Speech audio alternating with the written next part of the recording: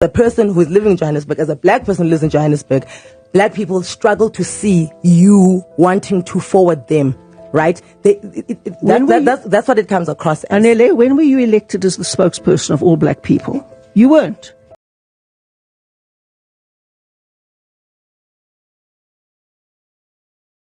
Hey yo folks, what's going on? This is the one and only AS AfricanSiri, the man of the people, for the people, by the people, and my magic lies and my people ties. Yo folks, what was supposed to be a normal interview between Helen Zille and Anele Mdoda turned out to be something else, something like South African Parliament on a daily basis. I mean, the only missing link was a moderator and a speaker. I mean, this comes after Helen Zille wants to become the mayor of Johannesburg, the city of gold, a goalie. But here's the thing, okay, Johannesburg is the bullseye, man. It's a migrant city. Everyone who wants to make it, especially in media and in other things, goes to Johannesburg, goes to Gauteng to make it, and so on and so forth. But the big question: when was Anele appointed the spokesperson for black people? Okay, this is a little bit controversial, by the way. No one is a spokesperson for black people. Black people, to my thinking, they don't have, we don't have, a spokesperson, because anyone who tried to represent black people through black consciousness or anything, look at the Biko Hani, Fanon, Ernesto Guevara, and a guy who once said he had a dream. You get what I'm saying? There's still people to this day who still downplay slavery and blah blah blah blah. But there's a guy, you simply return to your maker. If you try to be a spokesperson for black people, you'll return to your maker in peace. You get what I'm saying? But here's the thing, man. Anele Mdoda stood her ground to challenge Helen Zille. I mean, okay, here's the thing. As a politician, if you're going for an interview, you should expect a robust debate. Not be asked about your honeymoon, not be asked about what did you do today, or how's your day, how are you exercising. Yo, Helen Zille, 75. She's a girl on fire. Not a girl on fire, but a woman on fire. I mean, she lives in Cape Town.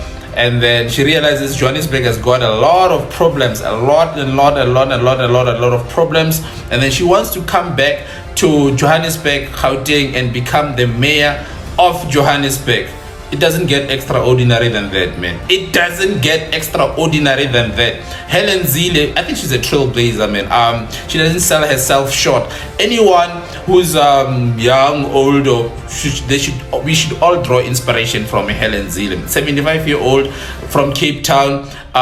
Okay, at the age of 75, in most cases, you should be roaming around the house and then looking for a shade to, just for peace, tranquility, and sereneness. But Helen Zille still says, I still got it. She walks around with a bikini and then says, oh, come on, lover boy. Come show me what you got. Huh? She still sees herself as, her brain as being sexy, and I think she's a force to be reckoned with, because the thing is, she wants to come and become a mayor of Johannesburg, leave everything and come and be a mayor in the city of gold. Oh man, it doesn't get extraordinary than that. Helen Zille, she's I don't know, man. I don't know how to define her. I don't know.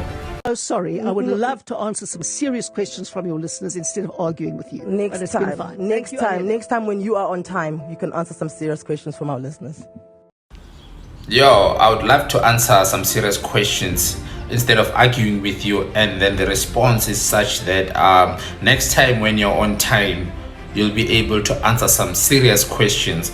I mean, I watched this interview, and for me, as I just saw it as two elephants fighting, and I'm the grass. I was just the grass watching the debate, people debating, and then speaking from their chest and their lungs, and but it was a good interview. But whether or not you have to be punctual to be considered as a mayor of Johannesburg, it's either or. I don't know. But here's the thing: Helen Zille, she still has what it takes, because the manner in which she debates, she tries to she wears some makeup, and then I'm pretty much sure that going forward, she's going to be hosting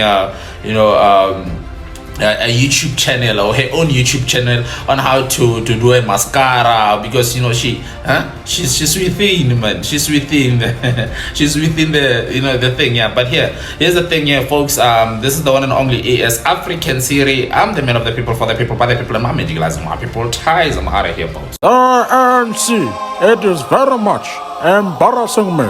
As Nelson Mandela, I am very much ashamed. Top are not being properly investigated. And quite clearly they're targeted at a political level, they're targeted at the highest levels of decision making within the organizations. Because only Yo, breaking news, Madlanga Commission, breaking news, this is Madlanga Commission, breaking news, Madlanga Commission, breaking news, Madlanga Commission. Oh man, here's the thing, yo folks, you can rob, you can steal, you can be involved in corruption, you can do everything you want to do, but I can guarantee you one thing: the police don't forget, and they never forgive. They never forgive. Here's the thing, everything started with General Mukwana. There's always this one person, this one guy in everything. There's always this one guy who's going to refuse the system, who's going to be a maverick, a renegade, and then is going to call out what is, you know, actually happening. And then this was Mukwanazi. If you read the Bible, he's South Africa's Moses. And Mukwanazi started with allegations, and then he was called to a commission to come and testify, to come and justify and substantiate his utterances and deliberations. And then he went, he said whatever he said. I mean, the shocking revelations, shocking bombshells, man.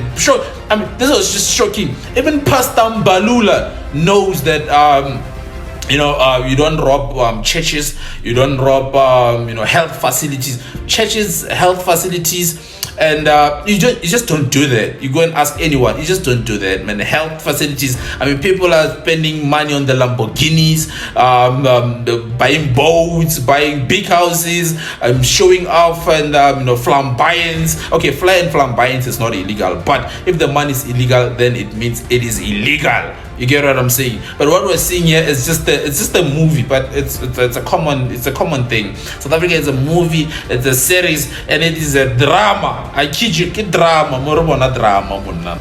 Ah man, I love South Africa, but this is the most cringe-worthy thing that you will see and witness every day. This is just outrageous. This is outrageous. Because I mean, how can you, man?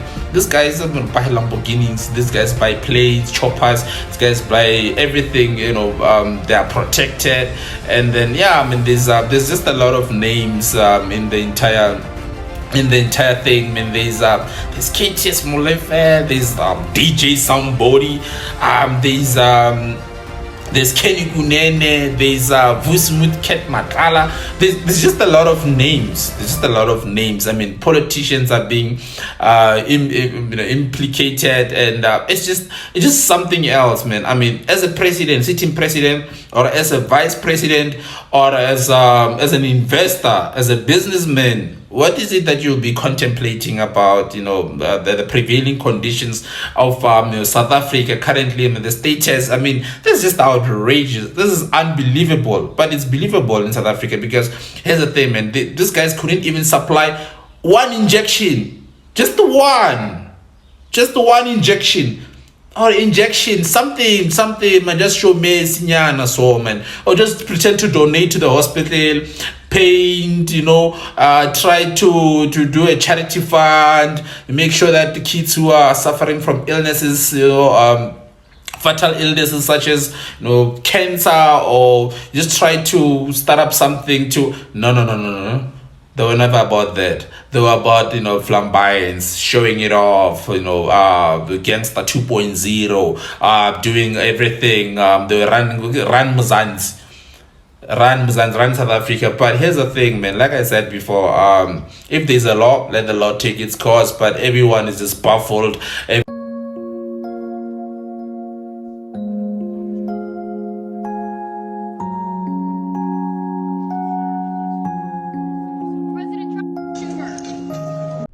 President Donald J. Trump, first of all, before anything else, people don't know. J stands for John. If I like, I can still say John Trump, but I would prefer President Donald J. Trump, the president of the most powerful nation in the whole world. Yeah, the same guy, same president went into an escalator. Okay, it was working before. He set his foot on the escalator. Then he set his foot on the escalator. Then the escalator stopped working. And then he started looking around. What is going on? Okay, here's the thing, man. If you're a president, you're used to everything is just everything is calculated. Everything is just, you just shoot. Everything is just smooth sailing. But this time around, it was never the case with President Donald J. Trump.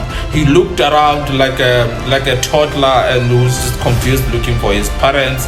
But President Donald J. Trump maintained his not him, Melania deep inside, she was like, let's go, Donald, let's go. Melania is the first lady. She was like, no, let's go, Donald, we just have to go, we have to keep moving, Donald, we have to keep moving. So President Donald Trump was left behind and confused, not knowing what to do. And then probably something heads are gonna roll, man. He's gonna be like, yeah, man, the escalator did terrific stuff, man. This is sabotage. But here's the thing: if you're a news anchor or you're a journalist or you're just covering Donald J. Trump, you don't cover Donald J. Trump like a normal normal president.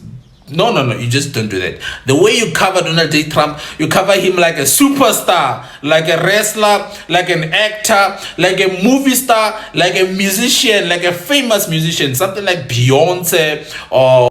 Yo, folks, don't ever get me wrong. I love Donald J. Trump. But I might not agree with his policies and his modus operandi and the manner in which he does things, but I'm an avid fan of Donald J. Trump. One thing I know about Donald J. Trump, I know that come rain, come sunshine, black or white, come liking it or loving it, Donald J. Trump is just going to make me laugh. There's just something about this guy that I know definitely he's just going to make me laugh. But for me, it comes across as an emotional paradox, and because logically I can process him, but emotionally sometimes it's a big of an impediment or a hurdle rather. But Donald J. Trump is one hell of a fantastic president. He speaks his mind. He tells it like it is, no obscurousness or apprehension.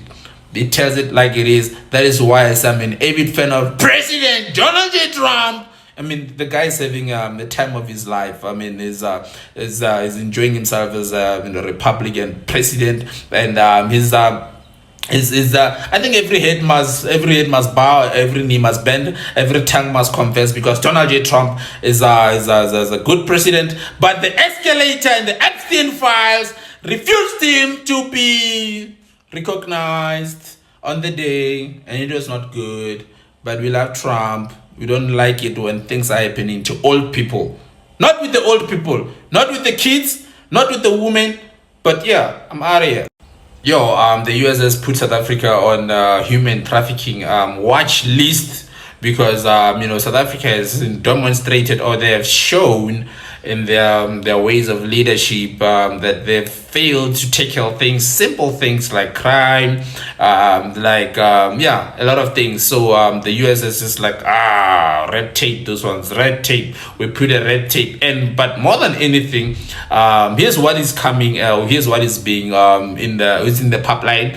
They're going to be sanctioning. There's a huge possibility that the US is going to be sanctioning some ANC leaders from traveling, from doing business with the West, from doing a lot of things. So at least they're not sanctioning the country. We've seen when the US or the Western big shots when they sanction countries, what happens to those countries? Look at a country like the one that was led by Robert Gabriel Mugabe. Look at what happened to Zimbabwe currently. It's just it's so sad. It's just so sad. It's just so sad. But the US administration, they're planning and envisioning to sanction ANC leaders, which is to say people like, okay, of course, this is automatic. People like, I can give you the list, man. People like Balula, Malema, people like even Cyril, by the way, even Cyril, because he's in charge of the country, but so many things are happening, and he's like, I don't know, Cyril, what's going on, man? He's never, no, he's always just smiling. Cyril, man, be accountable. What's happening? These things are happening. There's unemployment, there's health issues, there's crime issues. Cyril, do something. Squirrel, come on, you squirrel, do something. And then he's like, oh, man. Okay, Cyril Ramaphosa's economy is just something else. It's just something else. I don't know how to describe it or to depict it, but it's just something else, man. Prodigal sons of music, liquid deep, baby, liquid deep. They've, prodigal sons have returned to the music arena to come and infatuate the heart of people, the fans, musical fans, with their art and so on and so forth. But here's the thing, man.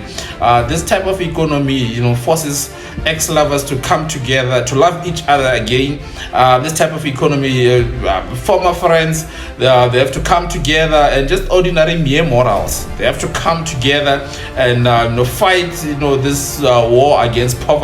Not fight a civil war against anything, or no, poverty. There's a thing called poverty, and people come together to fight poverty, which is what Liquid Deep has done. Put aside their differences, there's hunger here in South Africa, baby. There's hunger. And when Cyril ascended his throne, he was celebrated as someone who was mentored by Nelson Mandela, as someone who is a businessman, as someone who is a billionaire, as someone who is the brother-in-law of Patrice Motsepe, one of the billionaires in South Africa. But what has come out of that entire process is something far from what we have expected. But there's still people who go, yeah, but at least we're eating. But here's the thing, man, it's so tough. Even musicians are reuniting. Liquid Deep, welcome. Liquid Deep, man. It's the splendor example to show you that things are happening in South Africa, and the economy can be very tough, folks. And then, yeah.